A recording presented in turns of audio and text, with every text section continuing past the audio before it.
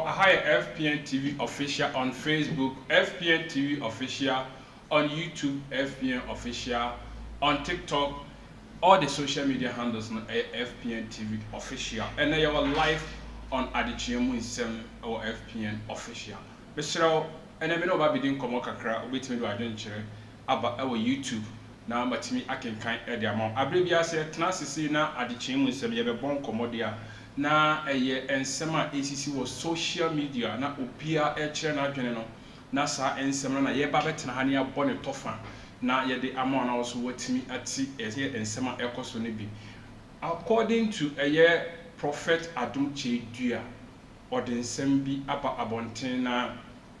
papa ne nsem o de aba abonten no ani enyan yie ye me se enche bia na wone shompo enya issue man kokopie court na court a granted a branch of shampoo bill. Now, after see a granted a branch shampoo bill, now court on send seven or mutual nano Easter and a Pope Francis. Eso a radin coupon it me a papano enqua a free Nsem a Pope Francis. Now, after said Pope Francis a radin coupon a tonisa a free papano and a encramufuo no ebi edi and sembi ababe to your FIA papa Adekye3 any Pope Francis and who said utie and sema omode ba betu dwa FIA papa Adekye3 ho any Pope Francis and wana nipa ode asem no abebetu dwa no a ye nkramuni na so ye Muslim no opa che ye papa Adekye3 after say Pope Francis already nyankopon atimi ato ne nsa afre no na che ye papa Adekye3 next na che ono na eba be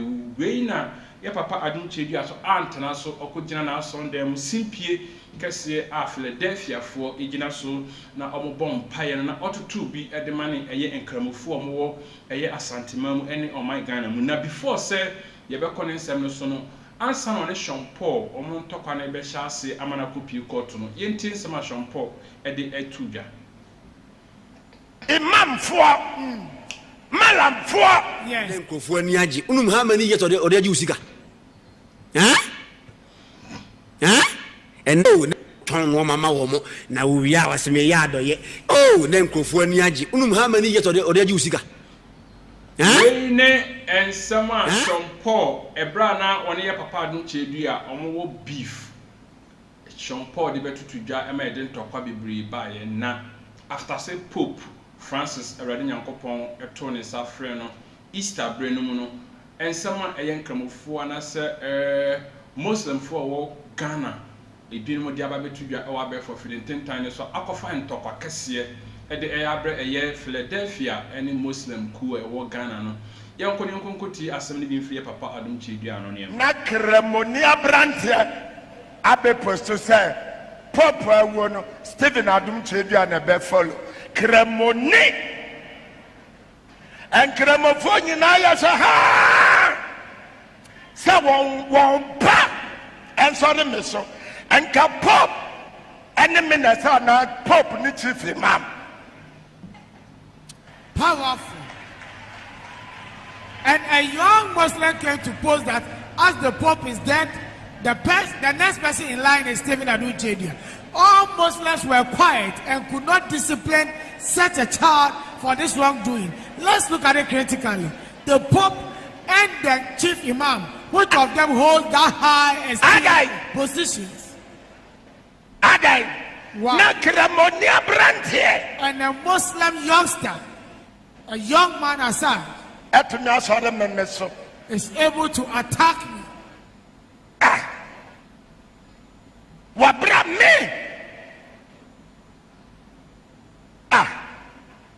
Chief Imam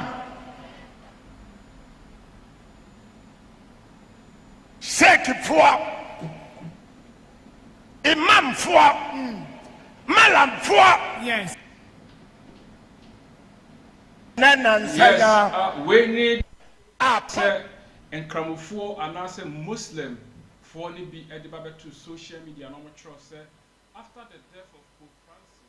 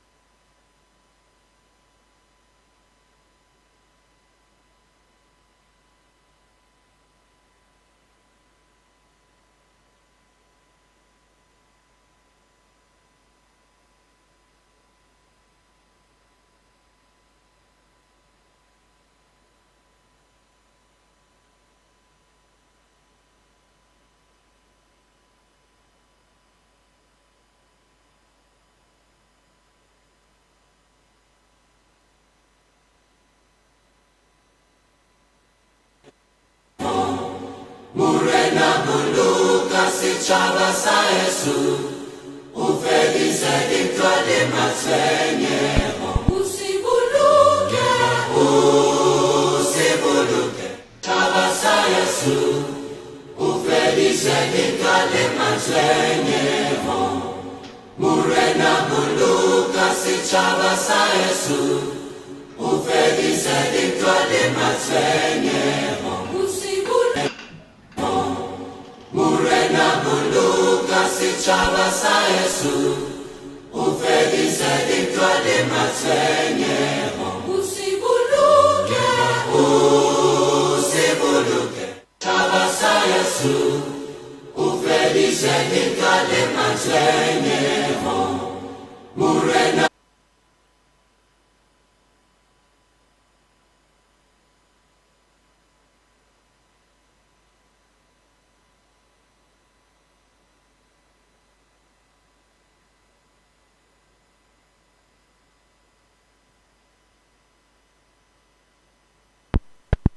se paso mo beko eye America na se e wo so mo give visa dia obi a ofri America biara so ehia visa before so be enter eye Namibia se ye ko eye akwantuo sensem ho a se wo ye Ghana ni na se utu kwan ana wo ye African na utu kwan ko US a e wo se wo give visa but US visa eba all the African countries ni free. When I am penny for the president, ni be atlas and say it's a cheat. A yensisie, a yenwiamu, enti ebinuma shasie, a ye, and see a form of a assembly. Say, and found say we are American, and found say we are one. Say, oh, but a year or maybe more Africa ha. I was said with me, sana or bar a country, or mutimi stepping up for the first to come out with this news. A Namibia female president or ban or this answer we ever be to ya. Now, before so we can answer or the a year press conference and as or a press conference at the Nsem be to just on his screen no as so na egusuno now or person what say I was American there were over 500 American citizens are more a year Namibia what they to immigration for enemy said they need to be deported immediately because a pass Namibia ni call a year America that's ohia a year visa okodru hompo na so you overstay na or see a deporting na and I see a deporting na then American na waba Namibia no so aba overstay they need to be deported into where here and training go a screen no so na one a Donald Trump that's of a fair na my address it to immigration a Namibia say there are 500 Americans or my overstay I was a deported was handcuffed no enti or their to immigration for any and as an immigration for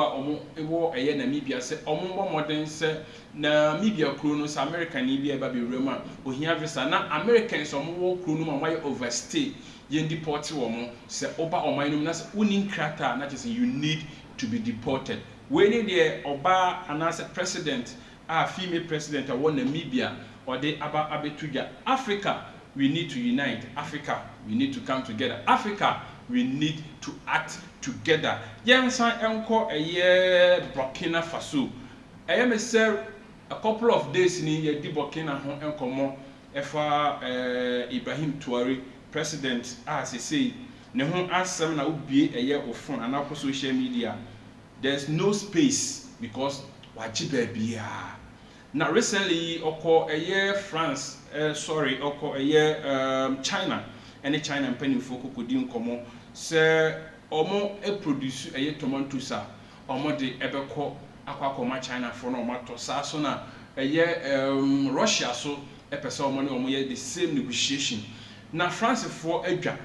ya ye hwese de omo ni asia brena omo ko be colonize a year Burkina Faso na omodi omine so ache without any improvement na abrantie eye Traoré atimi abana oye sa enema we na chese ha eye France for ye pa omoni Americans no atimi akambo mo pese omutu eye Ibrahim Traoré so sa now the most important and I said the aboa eye abrantie Ibrahim Traoré e say Russia for eternity for now sa so na eye China almost eye eta eye Burkina Faso echintiama say abrantia no nani etimi agye ana say watimi abema na batisu because say o Russia owo France sorry owo China na say omo back you with the way be massa you are good to go because bus weapons you provide there Russia and China the best now you better adwuma de so yenko Burkina Faso ni yenko na yenko tie ebra Ibrahim Tourisi abonten na onante na okoba no ensema na Burkina Faso omo etudwa na dede na omo ehia abrante no yebekọ na yakwakohwe eno ne yebeka ho asem akiri na before say yebeto adwumadi no esono na mekai wo say aha FPNTV MPNTV official oko YouTube FPNTV official oko FPNTV official on Facebook, on Instagram, on TikTok, all the social media handles no FPNTV official eho ena obehuye na wahwe abrani abrebia haye Adekye3 Nsem abrebia ye the news anase ensem a etwagu abe for feeding 10 times so ena de eba besom mo ena ensem a yedi hu komo Namibia oba aye president a obepie ho no nsem a ode abetudwa efa America for a mo kru no mo overstay or say they need to be deported a ode ehon nsem ama immigration officers mo Namibia say omo ehwe no mo deport one na mo ababe overstay say utie ne nsem kana na che say there are over 500 Americans a mo ababe overstay or Namibia kru no they need to be deported saso na wasanso di tu just say obi biara oba Namibia o free America that is ohia say oje visa ansa na watimi ewura kuro no emu saso na ene ensema yedi hu komo no bi ye papa ntina asuko no maba abonten na ono papa panimu obetoto sansem wedi mane na empanifo antimi amfre nipa no mantwena so ebasa na violence eno mode eba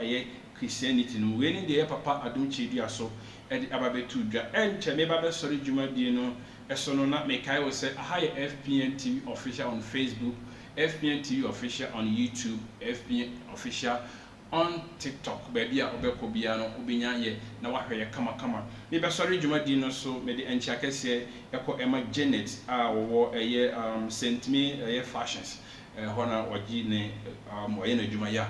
set me fashions ho na ababa wa ye friend Janet Odini Juma na Janet memo a very good morning already nyankopon wo nhira otomenkra na mesomensa atimi aka nyankopon ombo enche na meba abepempa mental ni bi wo because wonsa no kama wajuma eso ani nyankopon onhira no ntom kwanam aha ye FPN TV official enne ye wo ha 24/7 enche ye besan ba betena so ne de ensem a etwagu ewo abefo feeding 10 times so yetimi de aba besomo FPNTV official yenji so ni se efinyame ebegina enunti yankopon so uguso a wo hiraye awurade yankopon onka obia eno